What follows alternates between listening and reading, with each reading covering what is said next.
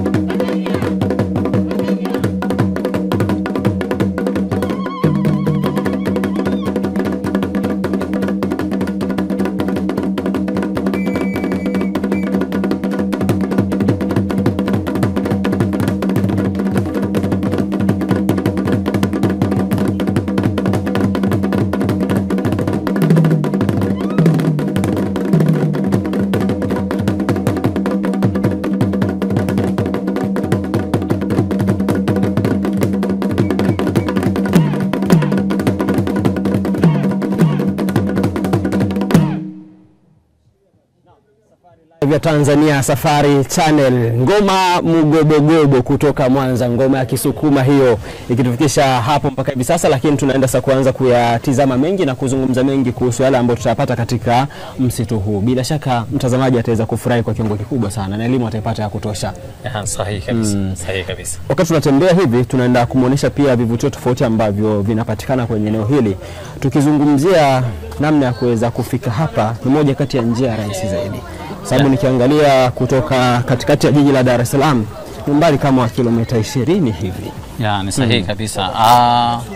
Msitu wetu wa mazingira asilia Puka Mzumbwi unafikika kirahisi sana kwa sababu ni kilomita 20 kutokea katikati ya jiji la Dar es Salaam ambapo ni pale Posta. Okay. Kwa kutoka Posta mpaka hapa tulipo ni kilomita 20. Okay. Na kutoka uwanja wa ndege ni kilomita 14. Kwa hiyo ni eneo ambalo linafikika uwanja wa ndege. Ndio. Kwa hiyo panafikika kirahisi na mazingira yetu ni mazuri, kwa hiyo tunawakaribisha sana wageni waweze kutembelea maeneo yetu. Wakati nafika kwenye msitu huu nimeangalia katika maeneo tofauti sehemu ambazo nimezunguka.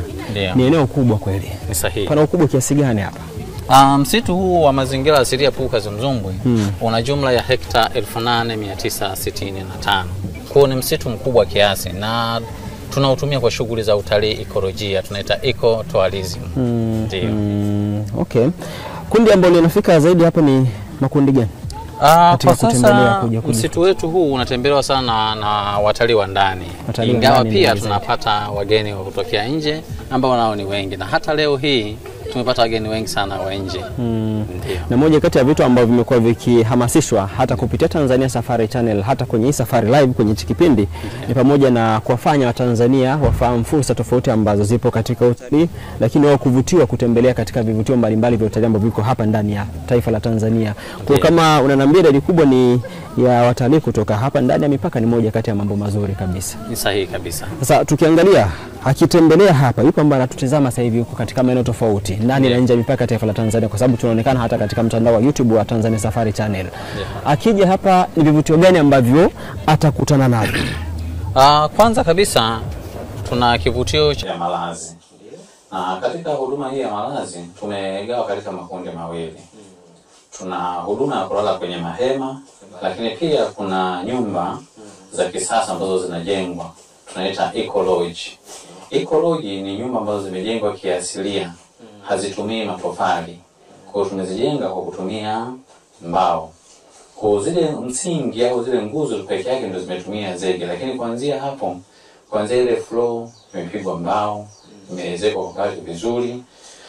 Hamna kuta ya zege hata kidogo. Mbao zenyewe ni msitu huu mbao hizi zimechanganyikana. Kuna mbao ambazo za miti ya kupandwa, lakini pia nyingine ni za miti ya asili. Si kwamba tumezivuna kutoka kwenye huu msitu, hapana.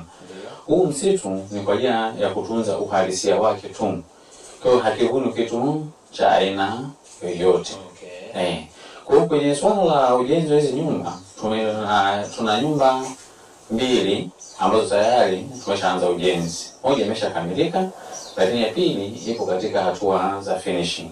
Hii ambayo imeshakamilika tayari kila kitu kipo. Kilichobakia ni kuweka furniture ili aanze kutumika. Na gharama inaelekea kabisa kwamba imekamilika. Na gharama zake za kuweza kulala kwenye hizi nyumba pale ambapo imekamilika sasa. Si kwamba ni kubwa sana ambayo Watanzania kushindwa kuifikia. Hapana. Kwa mtu mmoja atakuwa na uwezo wa kulala kwa shilingi 150,000 kwa siku moja. 150,000.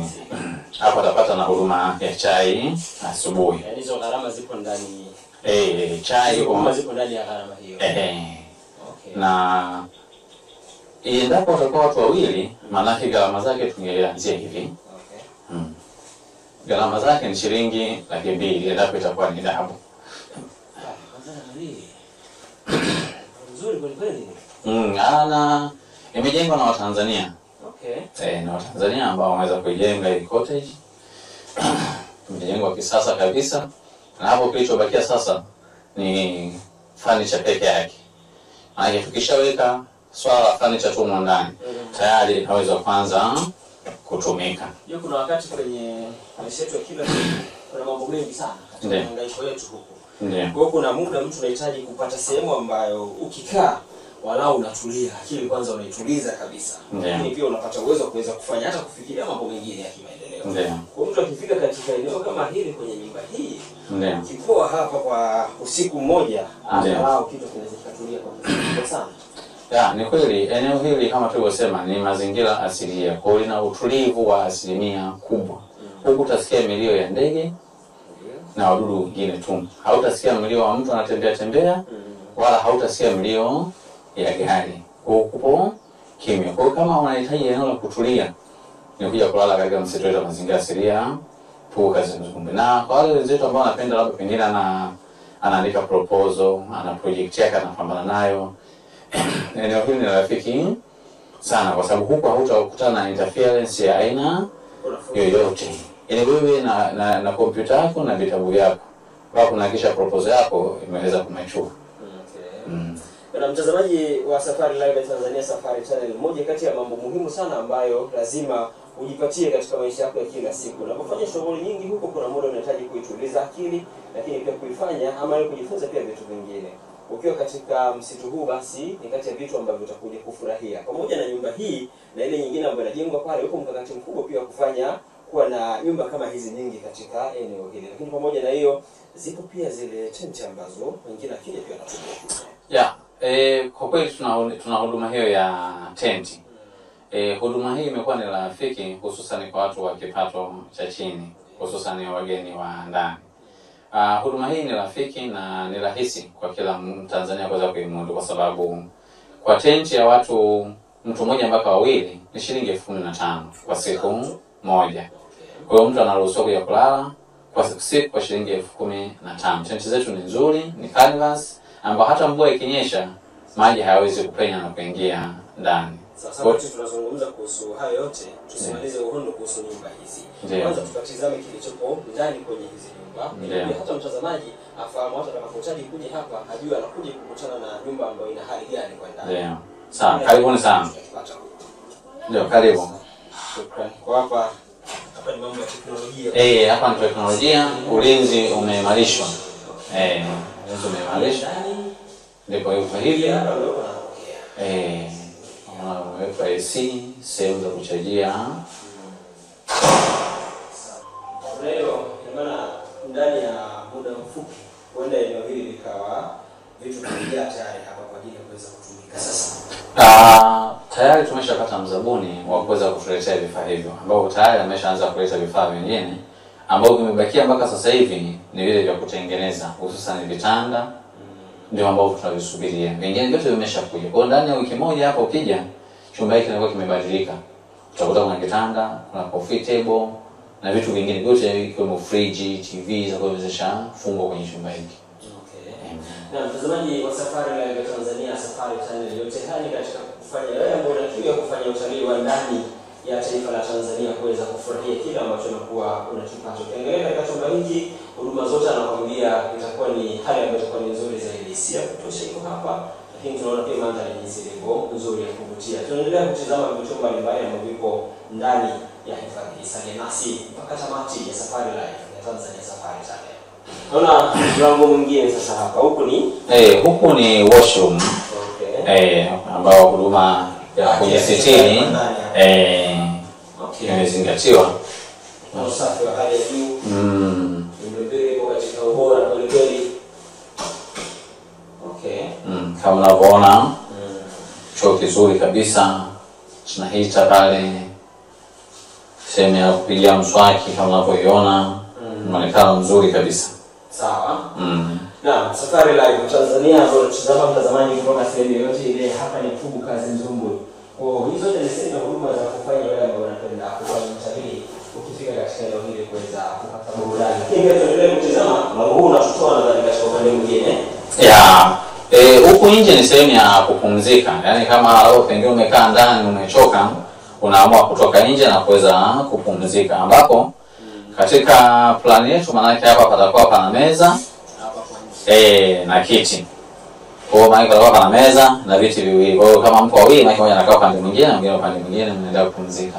Ndio maana tumeweka socket kama labda pengine kuna kuchaji kompyuta, simu, unaweza kukaa zako nje na kuweza kupumzika.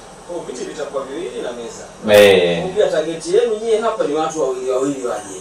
Hapana, ikitokea dharura kama hiyo kuna vijana wanasema kitu pesa kwa kaa peke yake inawezekana asifaidi sana. Sasa hiyo ni wao, lakini sisi tunatoa huduma nzuri ya malazi ambayo inakuwa na mvuto na inakidhi mahitaji ya yote kwa wakati unaohitajika.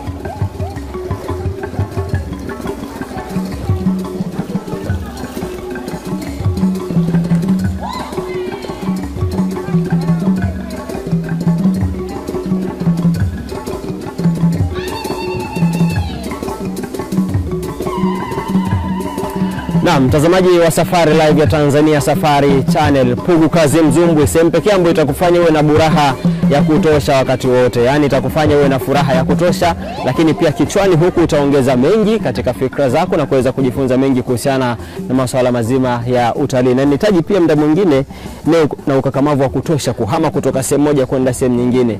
Bila shaka umeona mandhari ilivyo pale katika nyumba. Kwa hiyo wewe ambaye unapenda kutembelea huku, inaweza ikawa rahisi kwako kuja kufika hapa na kuweza kupata huduma nzuri. Hapa tayari sasa katika eneo hili la bwawa niko na Bwana Mbaruku ambaye ni afisa utalii hapa Pugu Kazi Mzumbwi. Mbaruku, bila shaka uko vizuri. Yeah. Nilivyosikia kwamba Mbaruku bwana ukimuona yeye ndio utafahamu kuhusu masuala mazima ya inaitwa kayaking. Si ndio? Hiyo upigaji kasia kuendesha mtumbwi.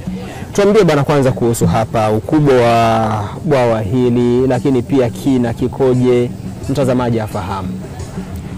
Kwanza kwa kuanzia, kwa majina naitwa Mbaruku Sinoni, ni afisa utalii. Tuzungumze huku. Ni afisa utalii hifadhi ya mazingira asilia Pugu Kazi Mzumbwi iliyopo chini ya TFS Kisarawe. Bwawa hili ambapo tupo sasa hivi ni bwawa la Minaki ambalo lina ukubwa wa square mita 21,630 na urefu wa bwawa hili ni mita 477. Mita 477. Okay. Lakini upana wake unaanza kwenye mita 12 mpaka mita 112. Okay. Lakini pia kina chake cha maji ni kuanzia mita 0.4 mpaka mita 4.9. Okay. Sasa pamoja na mambo mengine, moja ya vitu ambavyo nimehitaji kufahamu, wanakuja hapa wadau wa utalii kutoka sehemu tofauti. Wanaofika hapa nimeona huku tukishuhudia hapo ambao wanaendesha mitumbwi. Wanaokuja wanakuwa na uelewa. Na isai kutokea labda changamoto yote ile mtu akaingia hana uelewa kuendesha mtumbwi, katokea changamoto yote ile kwa uzoefu wako wewe? Mpaka sasa hakuna changamoto iliyojitokeza, lakini wageni wanakuja kututembelea na kufanya hiyo shughuli ya kuendesha mtumbwi wanakuwa na mtu ambaye ni mzoefu ambaye anawaendesha. Lakini kwa wale ambao watataka kuendesha wao, kuna fomu maalum ambayo tunawajazisha. Anajaza fomu kwamba baadaye isije ikaleta shida hii. Tulikubaliana kwamba unatakiwa jaze fomu na ukawa umejiaminisha kwamba wewe unaweza kuendesha mtumbwi mwenyewe. Lakini kabla ya kuendesha mtumbwi lazima avae life jacket. Kwa swala la usalama linapewa kipaumbele zaidi. Usalama ni mkubwa sana katika eneo hili la bwawa. Wanaovutiwa zaidi kuingia humu kwenye bwawa kwa ajili ya kuendesha mtumbwi ni kundi gani? Kwa sababu nimeona hapa kuna watoto, nimeona kundi la wanafunzi muda fulani, nimeona watu wazima, nimeona wengine ambao wamekuja kama familia, nimeona pia watalii ambao ni wa kigeni wa nje ya Tanzania. Kundi lipi ambalo likifika hapa sehemu ya kwanza kabisa wanakimbilia kwenye bwawa huko? Wageni wote wanaingia muda. Wote. Yaani ukifika kivutio hichi ni kizuri sana, na kila mmoja anatamani aendeshe mtumbwi ama kanoini ama tunaita kayak. Okay. Kwa hiyo ndo hakuna mgeni ambaye ataingia humu aseme kwamba yeye hawezi kuendesha mtumbwi. Hali ya usafi hapa inazingatiwa jinsi kwenye bwawa? Usafi ni mkubwa kabisa.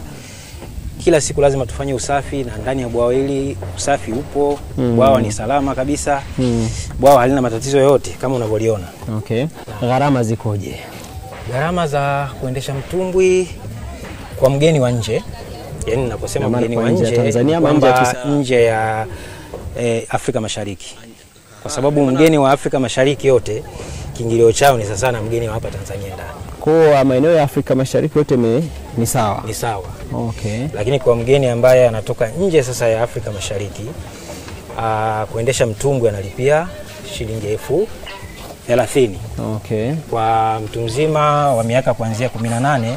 Kati unasogea kidogo kwa pembeni hapo. Ndio. Kwa umri wa kuanzia miaka 18 kwenda juu, analipa shilingi 30,000. Okay. Lakini kwa umri wa chini ya miaka 18 mpaka miaka 5 analipa shilingi 20,000. Huyo ni mgeni wa nje ya East Africa, yani Afrika Mashariki. Mmejipangaje wakija? Lakini kwa mgeni ambaye ni yupo ndani ya Afrika Mashariki, umri wa kuanzia miaka 18 kwenda juu analipa shilingi 10,000, lakini miaka 18 mpaka miaka 5 analipa shilingi 5,000. Labda ni watu wangapi ambao wanaweza kutumia bwawa hili kwa muda mmoja? Labda namba ya watu ambao mitumbwi iliyopo, wakija watu wengi kwa muda mmoja, wote wanaweza kufurahia? Wanaweza kufurahia kwa sababu kuna shughuli zingine za utalii ekolojia ambazo zinaendelea ndani ya sehemu nyingine. Kwa hiyo utakuta wanagawanyika, wengine wanaenda viewpoint, wengine wanaenda kuangalia mzimu wa Maboga, wengine wanaenda kwenye mapopo kule, mapango ya mapopo, wengine wanaenda kuangalia ndege wazuri, kuangalia wanyama wadogo. Kwa hiyo wale ambao wanakuja sasa bwawani, tunakuwa tayari tunaweza tukawapokea kwa ajili ya kuendesha mtumbwi, na wanaweza kuendesha bila tatizo lolote. Moja maeneo ambayo Mbaruku ameyataja ni katika utalii wa kule kwenye popo, amesema yeye. Kuna mimi kama nilivyokuambia tangu awali kwamba lengo letu sisi Safari Live ni kuhakikisha kwamba unafika kila eneo. Bila shaka akifika kule watafurahi sana. Watafurahi sana. Popo ni wengi na watafurahi. Basi wakati mtazamaji unaendelea kupata burudani hiyo ya ngoma za asili, sisi tunaelekea kule kwenye eneo walipo popo ili tuweze kufaidi pia madini mengine kutoka katika sehemu hiyo.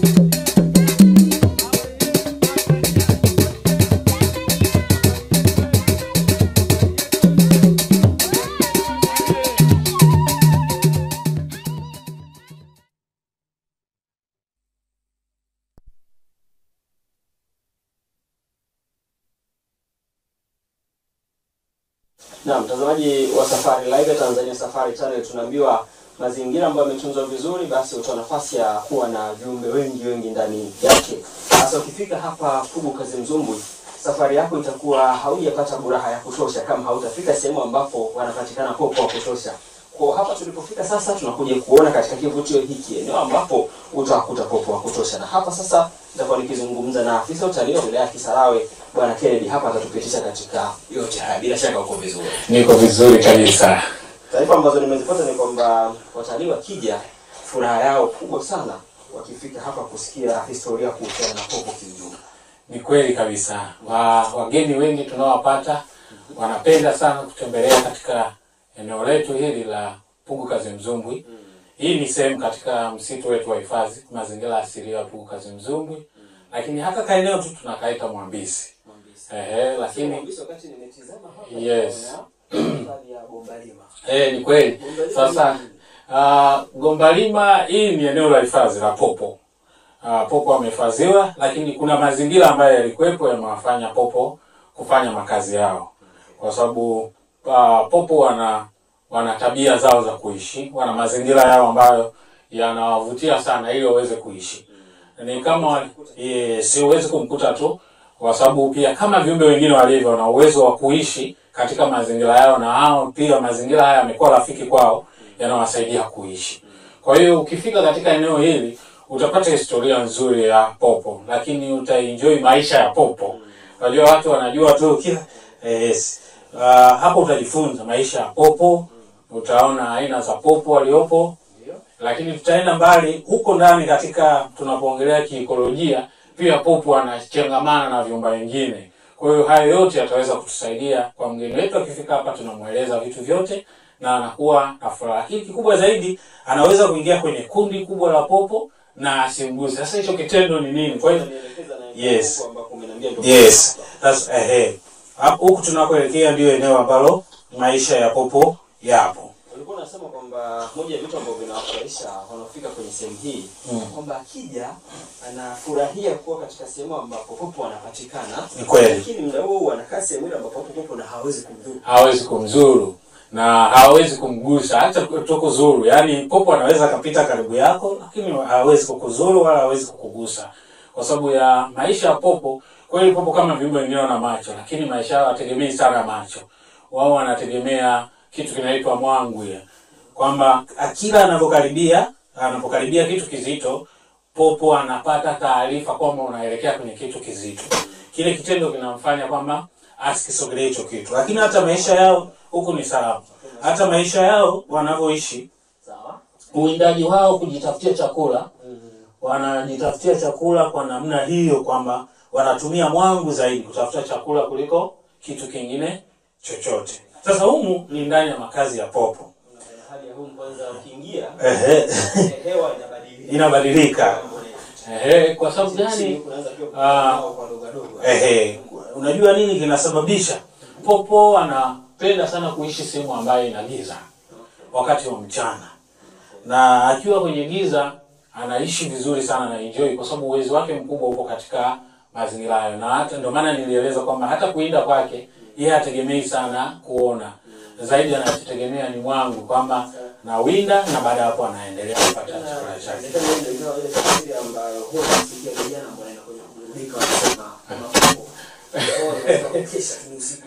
Ni mambo ya usiku, mambo ya giza. Sasa kidogo nieleze. Katika eneo letu hili tuna aina 4 za popo. Tuna aina 4 popo ambazo aina 3 kati ya hizo 4, watatu wanakula wadudu na kundi moja wanakula matunda. Wanakula matunda pamoja na nekta. Hapa aina tulizo nazo za popo ndani ya hapa tuna kundi la kwanza wanaitwa hapa ndani ya Pugu Kazimzumbwi. Popo wako wengi, lakini sisi tulionao hapa ni popo wadogo ambao wana tabia tofauti, na unaweza kuwajua endapo utakuwa sasa unamtofautisha kati ya mmoja na mwingine.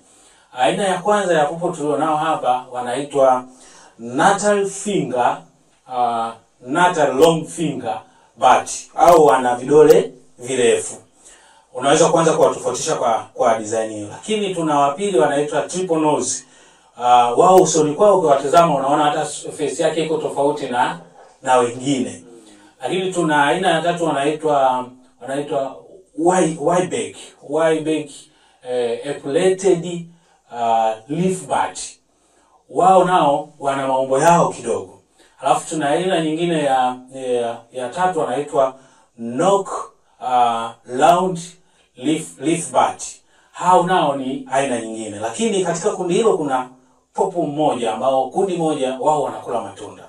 Maana hata aina hizi zote ni tafsiri halisi kwamba hata kwenye utalii ni fursa moja hapo ya kuja kufanya utafiti hapa katika. Yes, ni eneo zuri, wanaweza kaendelea kufanya utafiti kwa sababu eneo hili la Mapango kwa maisha ya popo kwao ni rafiki zaidi. Kwa sababu popo si wote wanaweza kuishi mazingira ya wazi. Wengi wanapenda kuishi mazingira ya kificho. Kuna tabia za kujilinda zinasababisha hivyo pia kwamba wanapokaa katika maeneo kama haya wanajilinda katika hilo. Lakini pia ni sehemu nzuri kwa wao kuzaliana. Lakini hizi aina zote wote wanakaa pamoja au kuna namna wanajitenga? Huku kuna makundi unaweza ukaziona kwa sababu hizo tabia kidogo zinatofautiana. Anayekula wadudu na anayekula matunda kidogo wanatofautiana katika namna wanavyoishi. Na wanaokula wadudu wao mara nyingi wanakaa pia kifamilia kama wale ambao wa matunda. Ila hao wa matunda wengine unaweza kuwakuta kwenye maeneo ya wazi kwenye miti mikubwa, wanapenda kukaa kwenye miti mikubwa pamoja na zile familia zikiwa zinaishi kwa namna hiyo. Hapa tumeanza kukaribia kwenye eneo la kwanza ambao ndani yake kuna popo. Sasa eneo hapa ambacho nataka nifahamu. Yes. Naona tayari hapa tulipo popo wanatuzunguka hapa na ruka hapa. Yeah. Hawa muda wao wa kutafuta chakula ni wakati gani? Popo anatafuta chakula usiku. Wakati wa usiku anatoka ndani ya mapango na anaelekea nje kwenda kutafuta wadudu. Na kwa utafiti ambao tumeufanya pia, nyakati za jioni popo wanapotoka hapa wanakwenda kwenye maeneo makubwa kama miji ya Dar es Salaam. Na inaonekana pia haya makundi ya popo yanafika mpaka kwenye hospitali kubwa kama Muhimbili. Kule kwa sababu kuna wadudu wengi. Yaani lengo ni kutafuta chakula. Chakula chao ni wadudu. Wale ambao wanakula matunda wanaenda kwenye miti kwa ajili ya kutafuta matunda. Kule ni mbu ni wengi na nini wale wadudu kwa sababu wao ni popo wadogo. Hata wadudu wanakula ni wale wadudu wadogo sana. Yeah.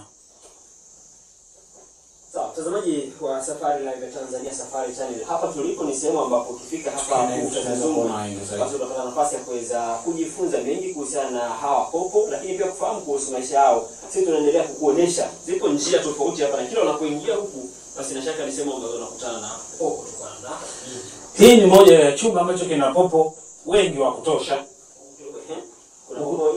Hichi chumba ni miongoni mwa chumba kimoja wapo kuna popo wengi wa kutosha. Usio na wasiwasi. Popo hata tukiwa katikati ya popo hawezi kukugusa. Ni kile nilichoeleza kwamba popo anaishi kwa mwangwi. Kadiri anavyotusogelea sisi, huyu popo anajua hapa nataka kugusa kitu ambacho sio rafiki kwangu. Sasa kwenye maisha ya popo, kwenye maisha ya popo pia popo wana mbali ya chakula.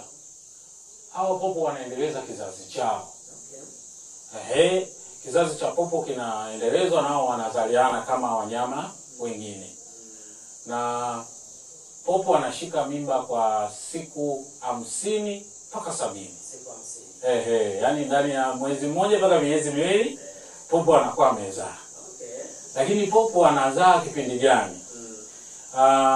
Kwa tafiti ambazo zimefanyika. Kipindi gani kwa maana gani? Yaani hapana, hawako hivyo. Popo mara nyingi wanapenda kuzaa kipindi cha mvua nyingi kwa sababu kipindi kile kunakuwa na wadudu wa kutosha. Wanashiba. Kwa hiyo Kwa hiyo tunatarajia kipindi cha mvua za masika popo huwa wanaongezeka. Kwa sababu gani? Wanapata chakula na uzazi unafanyaje? Unaendelea. Kwa hiyo hawa wazai tu ghafla kama wakijisikia wanazaa. Kwa sababu wanajua kipindi cha uzazi mama anatakiwa alinde mtoto wake popo yule. Na anatakiwa mnyonyeshe. Sasa anamnyonyeshaje? Lazima ahakikishe kwamba ana chakula cha kutosha. Sasa hawezi akatoka hapa anafuata chakula Dar es Salaam zaidi ya kilomita 50 alafu aje azae alee na mtoto, hapana. Ila kipindi cha mvua wadudu wengi wanafanyaje? Wanakuwepo huko nje, wanazaliwa. Kwa hiyo anajua nikitoka tu kipande kidogo nitapata chakula, virutubisho, na hiyo virutubisho vitanisaidia kumlea mwanangu.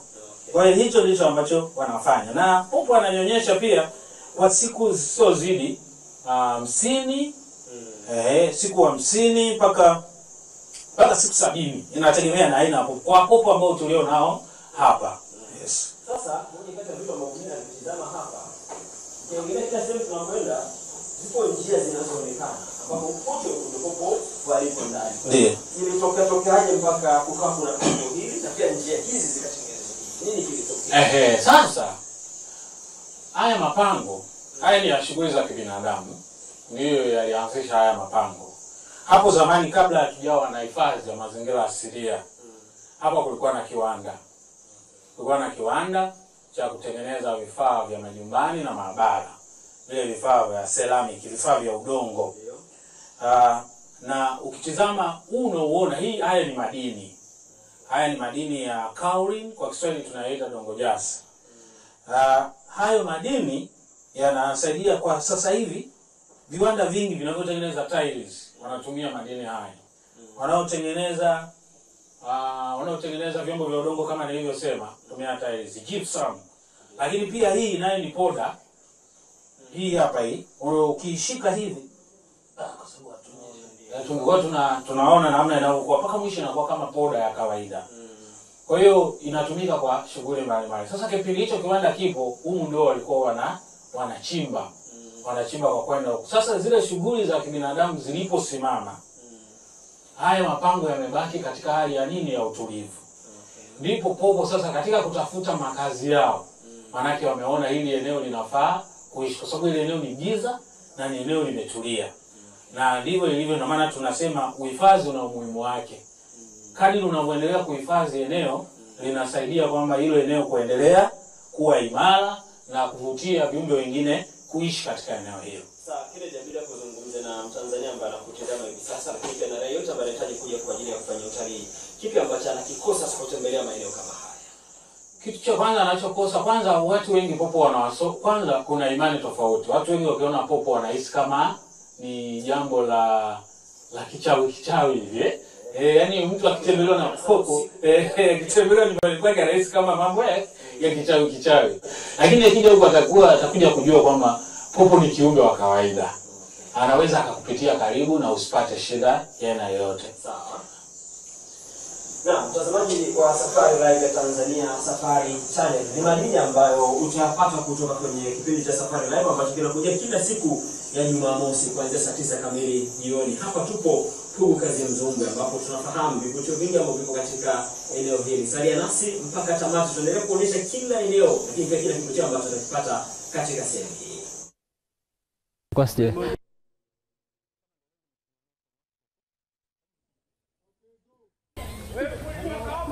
Mnasemaje? Mimi lazima nionyeshe shughuli.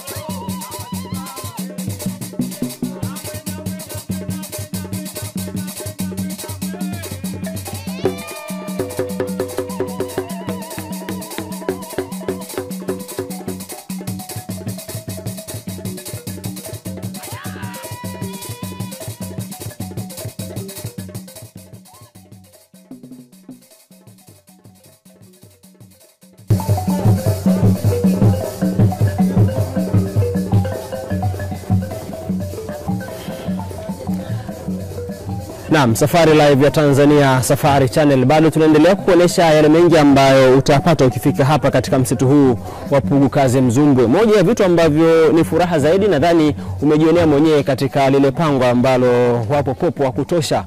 Kwa watalii wanapofika hapa pia kuna nafasi ya kuweza kufurahia hivyo. Lakini hapo unapotuona sasa tayari tunakuonesha kati ya shughuli ambazo zinafanyika ni pamoja na hii hapa. Wapo ambao wanakuja kwa ajili ya kufanya utalii wa kuvua samaki katika bwawa hili. Na hapa nitapata nafasi ya kuzungumza na Regina ambaye ni mwenyeji wangu, afisa utalii ambaye niko hapa, afisa utalii msaidizi, atapata nafasi ya kutuelezea mengi kuhusiana na kinachofanyika hapa. Regina, bila shaka ni furaha ya kutosha pale ambapo utarusha hapa, ni ndoano inaitwa yeye. Ndio. Alafu ukitoa itoke na samaki.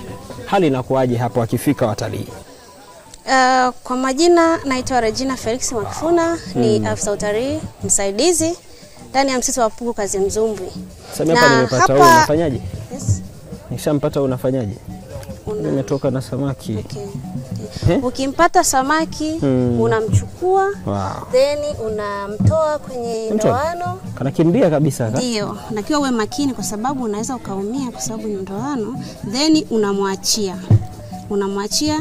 Hapa natunza kwenye kifaa changu au unafanyaje? No, unatakiwa umwachie ndani ya maji, ndio maana mchezo wa kuvua samaki. Yaani sio ndoki naye? Hapana, ni mchezo wa kuvua samaki. Huu ni mchezo kama mchezo mwingine. Sio kwamba nimefuata mboga hapa? Hapana, hujafuata mboga. Huu ni mchezo wa kuvua samaki. Unavua, unamwachia endelee kuishi. Na ndio maana ndoano zinazotumika kuvua samaki ni ndoano za plastiki ambazo ni family kwa hawa viumbe. Basi ngoja nimwachie endelee na maisha yake, tutakutana tena. Ndio. Karibu.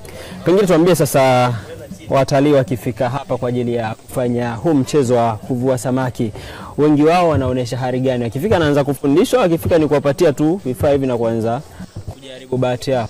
Hapana, moja kwa moja watalii wanapofika sehemu ya mapokezi wanaeleza shughuli ambazo tunazo ndani ya bwawa, kwamba labda tuna shughuli hizi mbili na moja wapo ni hii ya kuvua samaki. Kwa hiyo ukishamwelekeza namna ya kuvua samaki, mchezo wa kuvua samaki, na yeye anakuwa anatamani ajue ni namna gani anaweza kuvua samaki. Wengine wanaona kwenye TV lakini hawaja practice kufanya vitu kama hivi. Kwa anafika chukua ndoano, unamwekea nyavu kwa ajili ya kuvulia samaki, then unampa namna gani ya kufua, anambia rusha nyavu, anarusha nyavu, lakini baadaye anaweza katoka na kama unavyomuona hivi samaki. Na mrefu kamwambia okay, anafurahia ya mazingira. Kati ya vitu ambavyo nimejaribu mwanzo mpaka kuja kumpata yule samaki ambaye nimempata hapa, nimetumia muda mrefu sana. Na nasikia ni moja kati ya michezo ambayo inahitaji uvumilivu wa hali ya juu. Kwa inawezekana ikawa ni mchezo wa kupima uvumilivu wa mtu ambaye unakuwa naye pengine.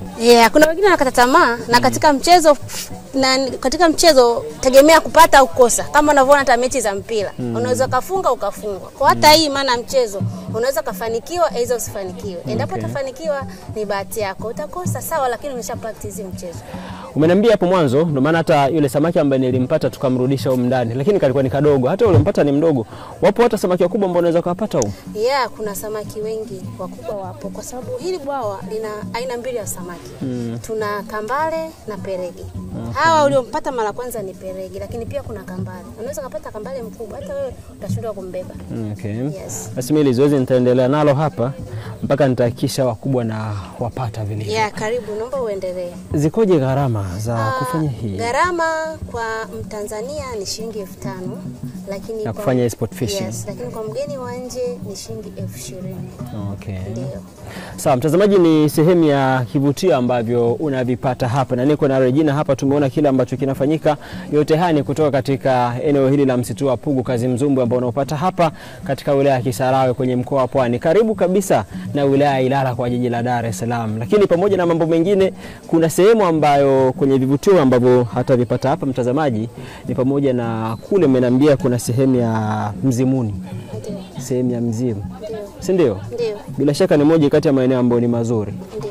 Na akifika atapata mengi pia. Nimesikia pia kwa wazalamo ndo zaidi wanafika katika sehemu ile. Ndio, hapo awali wenzetu wa zamani wazawa huko Kisarawe walikuwa wanatumia kama ni eneo la matambiko kama unavyojua jamii. Wakati tunasogea kwa hivi tunaangalia huko wakati unanielezea hiyo. Walikuwa wanatumia kama sehemu ya matambiko jamii, na hapo awali nasikia anapoingia kiongozi mwingine madarakani hapo za awali alikuwa lazima afike mahali pale anawe mikono. Lakini kwa sasa hivi Sijaona hicho kitu. Basi ili usimalize uhondo kabisa, twende moja kwa moja kule katika eneo hilo ili tupate kufahamu mengi kuhusiana na eneo hili ambalo ni la kiimani ambao unalipata hapa katika msitu huu. Karibu. Mimi ni Omari Abdalla Sharifu, nikiwa guide wa msitu huu Kazimzumbwi, na hii eneo tulikopo sasa hivi inaitwa Mzimu wa Mavoga au pango la Mzimu wa Mavoga. Naweza nikasema kwa haraka hili ni kati ya eneo adimu sana katika msitu wetu au katika msitu mingine, kwa sababu hii sehemu unaweza kupata historia au naweza nikasema unaweza kupata kama simulizi nzuri ya Waislamu wenyewe, lakini pia na hii sehemu. Hii sehemu kuna vitu vingi. Kwanza kabisa ukiachana na mambo ya mzimu, hii sehemu kuna jiwe ambalo linaitwa limestone, ambao hii limestone mtuiona hapa inatumika kwa ajili ya shughuli nyingi sana. Kwanza kwenye limestone unaweza ukatengenezea chokaa, pia vile katika limestone unaweza ukapata madini ya kutengenezea chokaa. Lakini hii sehemu ukiachana na hii jiwe la limestone, kuna chemchem ambao ndio chanzo kikubwa kabisa la bwawa letu la Minaki. Wakati wa mvua hii sehemu kuna waterfalls ambao tunaitaga waterfalls za msimu. Sasa ndugu zetu Wazalamu wanaitumia hii sehemu, au nikasema wanaamini hii sehemu kuna mababu zao. Nikisema mababu na maanisha kwa lugha rahisi kuna maancestors zao ambao wakija hii sehemu wanakuja kwa ajili ya kufanya matambiko ya kimila. Na bahati nzuri hii sehemu si sehemu ambayo unaweza ukaja labda ukaja kwa ajili ya kumwombea mabaya mtu, au labda ukaja kwa ajili ya kumfitini mtu. Hapana, hii sehemu inakuja watu wanakuja kwa ajili ya kuchukua baraka peke yake. Kwa haraka kwa experience yangu nishakutana na watu ambao wamekuja kwa ajili ya kutibiwa. Kuna watu wengine wanakuja kwa ajili ya kutafuta ndoa, kuna watu wengine wanakuja kwa ajili ya kutafuta wachumba hii sehemu, watu wengine wanakuja kwa ajili ya kufanikiwa kwenye biashara zao, wengine kwenye mazao yao, mifugo yao. Na mara nyingi mtu akija katika hii sehemu huwa kuna nguo maalum. Huwezi ukaja hii sehemu na nguo kama ninazovaa mimi na kwenda kufanya matambiko, ambapo katika hizo nguo wenyewe wana rangi tatu. Rangi ya kwanza ni nyeusi, rangi ya pili ni nyekundu, rangi ya tatu ni nyeupe. Hizi ndio nikasema kama ndio official nguo za hii sehemu. Kwa hiyo hawa watu wanapokuja kwa ajili ya kufanya matambiko mara nyingi wanakuwa wanavaa hizi nguo. Na wenyewe wanaamini hii sehemu katika hiyo mizimu kuna mzimu kiongozi wao, au wanasema mzimu mkuu ambao ni unaitwa Mavoga. So tumeongelea Mavoga ni nani? Jina la Mavoga, ukisikia jina la Mavoga ina maana ni nyoka mkubwa. Ndio sawa, unaweza mkajiuliza maana nikishasema mzimu na maanisha ni kitu ambacho kiko intangible, kwamba hakishikiki na wala kionekaniki. Lakini sasa huyu Mavoga, mpaka kuitwa Mavoga huwa anapenda kutumia taswira ya nyoka mkubwa. Kwa hiyo sasa tumeshapata maana halisi ya neno Mavoga, kwamba ni nyoka mkubwa, ndio mtawala wa hili eneo, au nikasema ndio mkuu wa hili eneo. Kwa sababu mara nyingi huyu nyoka huwa anapenda sana kujidhihirisha kwa watu, ila anapojidhihirisha kwako, anapojionyesha kwako, haina maana kwamba anataka kukuzuru. Pengine kuna kitu ambapo anataka kuokoe, au kuna kitu ambacho kinachoendelea hauhitajiki kukiona. Kipindi cha kwanza sisi wakati tumeanza utalii sehemu, tulikuwa tunapata sana bahati ya kumuona. Lakini kipindi hicho tulikuwa tukimuona, tulikuwa hatujui nini ambacho tunatakiwa tukifanya. Lakini hawa Wazalamu wenyewe wana tamaduni zao, kila mwaka wale kufanya matambiko yao ya kiujumla. Kwa hiyo siku walipokuja mara ya kwanza wakatukuta sisi, bahati nzuri wakafuata utaratibu wote huu wa msitu ambao kwamba sasa hivi inabidi kuna kiingilio, kuna sehemu ya kiutalii 1, 2, 3. Nashukuru Mungu hawakuresist. walifanya taratibu zote za kiofisi. Tulivyoingia nao huku, baada ya kufanya shughuli zao, baadaye mkuu wao akatuambia, wajukuu zangu, mnafanya kukazi lakini kuna vitu inabidi mvijue. Tukaambiwa kitu cha kwanza, kama mnapata bahati sana kumuona huyu, sio kwa ajili ya kuwazuru, hapana, yupo kwa ajili ya kuwakataza au kwa ajili ya kuelekeza. Tukapewa sheria. Sheria ya kwanza, toka kuingia ndani ya mzimu, hakikisha mwili wako unakuwa msafi. Lazima uoge. Let's say hata kama una majanaba au na uchafu mwingine wowote, inabidi uoge. Naam, hayo ndo yale ambayo nilikwambia kwamba utapata nafasi ya kuweza kuyaona na kuyasikia kutoka kule katika eneo ambako zinafanyika ibada, matambiko katika sehemu ya Mizimuni. Bila shaka Regina, sasa kwa kumalizia hapa, zungumza na yule ambaye anatutizama kupitia Safari Live ya Tanzania Safari Channel. Wewe ulikuwa unatuelezea kuhusu hii sport fishing, mchezo wa kuvua samaki. Ongea na Mtanzania ambaye anaweza kaja kwa ajili ya kufanya utalii katika eneo hili. Mimi napenda kuwakaribisha Watanzania wote, lakini na watu wa nje pia, kwa sababu tunapokea wageni wa aina mbili au aina nyingi tofauti tofauti. Mtanzania utakapofika hapa, gharama yako ni shilingi 5,000 tu kufanya mchezo wa kuvua samaki, lakini mgeni wetu wa nje ni shilingi 20,000 tu. Ni gharama ambazo sio gharama kubwa, unaweza ukapata huduma kuvua samaki. Kwa sababu zinafanyika shughuli za uhifadhi, lakini pia mwanzo uliniambia kwamba hapa uruhusiwi kwa namna yote kuondoka na samaki ambao utapata. Bila shaka inabidi pia umakini ongezeke. Sije kaja mtu na kipochi chake bana hapa. Shanga ghafla amepotea na samaki hapa. Na huu ndo maana halisi ya uhifadhi. Hifadhi mazingira, unapoingia uacha unyayo wako tu kwenye mazingira. Kwa hiyo hata hapa utakapokuja kuvua samaki, acha mkono wako tu kwenye ile ndoano ulioshika, kwa sababu hata ukimpata samaki, wewe ni kuchukua na kumrudisha ndani ya maji ili endelee kuishi. Ndio maana halisi ya mchezo wa kuvua samaki, lakini pia ndio maana halisi ya uhifadhi. Ndio maana halisi ya mchezo wa samaki, lakini pia ndio maana mchezo wa kuvua samaki, lakini pia maana halisi ya uhifadhi. Akimaliza hivyo Regina kwa namna hiyo.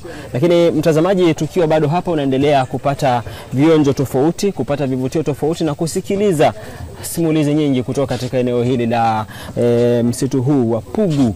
Sasa moja kwa moja twende tukapate burudani kidogo. Wakati huo pia nitakuja kuzungumza na baadhi ya wale ambao wamekuja kutembelea katika eneo hili kwa ajili ya kuweza kujionea vivutio tofauti ambavyo watavipata katika msitu huu.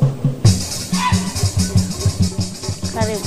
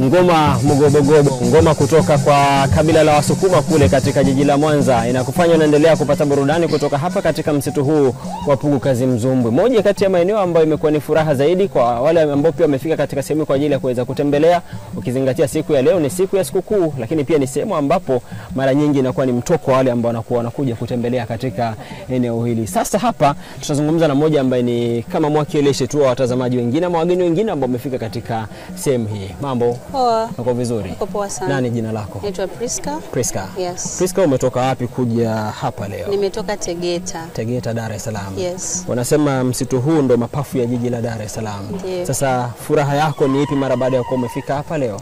Kwanza nimefurahi kuona hili bwawa liko so natural. The place is cool kama mnavyoiona. Na pia nimefurahia zaidi kufika kilele cha Pugu Hills. Ulikuwa kileleni? Yes. Yaani ilikuwa vizuri sana. Kwa hiyo kule nimeambiwa kuna sehemu ambapo ukikaa unaliona jiji zima la Dar es Salaam na maeneo mengine. Yes. Kwa hiyo furaha yako imekuwa ni kufika katika sehemu hiyo. Yeah. Picha umepiga za kutosha. Nimepiga picha nyingi sana. Ni sehemu nzuri sana. Imekuwa ni utaratibu wako wa kutembelea katika vivutio vilivyopo au ndo mara yako ya kwanza kuja hapa? Hii ndo mara yangu ya kwanza kuja hapa. Niliona kwenye mitandao nikavutiwa napo, kwa nikaona better nije nijione mwenyewe. Imekata kiu yako? Imekata kabisa. Na bila shaka utakuwa balozi mzuri wa utalii. Sana, nitakuja sana hapa. Ni pazuri na panavutia sana. Basi zungumza hata na wengine ambao wanakutizama ambao hawajawa na utamaduni wa kutembelea katika maeneo tofauti. Ni faida zipi ambazo nadhani mtu anazipata akitembelea katika vivutio vya utalii? Faida zipo nyingi. Kwanza una relax, first of all, unaondoa stress zozote, unakuwa very calm. Yaani unakutana na watu tofauti, unajifunza vitu vingi. Tumejifunza vitu vingi hapa, kuna mizimu, kuna mapango, kuna kama hivi bwawa tulikuwa tujui. Unapanda kwenye milima unaona kama hivyo kilele, unaona mji ulivyo vizuri. Yaani unajifunza vitu vingi ambavyo viko very natural. Sawa. Yes. Bana, huyo ni Priska, mmoja kati ya wageni ambao wametembelea katika msitu huu kwa siku ya hii leo. Yeye akisema kwamba imekuwa ni furaha kubwa kwake. Tupate ngoma zaidi alafu baadaye tukija tunakuja kumalizia mazungumzo ndani ya kipindi hiki cha Safari Live.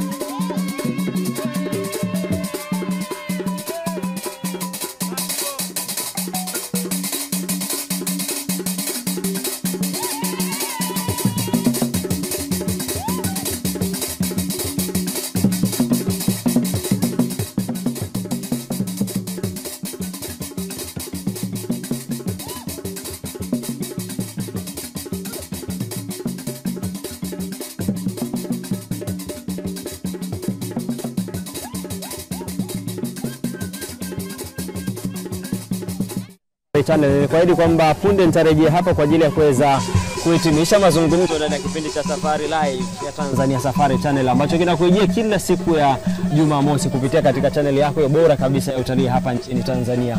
Sasa tumalizie katika mazungumzo yetu. Tumesikia mengi hapa kuhusu kiingilio, tayari tumesikia mtu akifika hapa ni kwa namna gani anaweza akafika kwenye eneo hili ambaye pengine ametizama kipindi hiki na anatamani walau yeye kesho ama siku nyingine kuwa mgeni hapa. Anaweza akafikaje? Kwanza kabisa kama nilivyozungumza awali kwamba kutoka Costa ni kilomita 20. Kwa ukipanda daladala ambazo zinaishia Gongo la Mboto kutoka eneo lolote lile, lakini zinazoishia Gongo la Mboto, maana yake sasa ukishafika Gongo la Mboto na panda za Kisalawe, umeshafika katika msitu wetu wa mazingira asili ya Pugu Kazimzumbwe. Na usafiri unapatikana kirahisi, unaweza kukodi boti au kupanda usafiri wa umma, public transport hizi, ukafika katika mazingira yetu ya Pugu Kazimzumbwe. Na viingilio ni rafiki. Kiingilio kwa mtu mzima ni shilingi 5,000, kwa mtu ambaye ana miaka 5 mpaka 18 ni shilingi 2,000, na mtoto chini ya miaka 5 anaingia bure kabisa. Wanafunzi huko mashuleni, vyuoni huwa na zile ziara zao za kimasomo, wanatoka wanakwenda sehemu tofauti kujifunza, lakini pia tunasema ile refresh akili zao. Zungumza basi hata na wanafunzi, zipo sehemu ambazo wakija huku walau wanaweza kupata vitu vya kutosha kwake. Na pengine wao wanakuja. Kwanza ni washukuru shule zote ambazo tayari zimeshapata nafasi ya kutembelea katika msitu wetu wa mazingira asilia, lakini pia nikaribishe shule zote ambazo bado hazijapata nafasi ya kuja kutembelea katika msitu wetu wa mazingira asilia waweze kukaribia katika eneo letu. Mazingira yetu ni rafiki, ni sehemu nzuri ya kujifunza, ni sehemu nzuri ya kufanyia mazoezi, ni sehemu nzuri ya kufanyia refreshment kwa wanafunzi wetu hawa.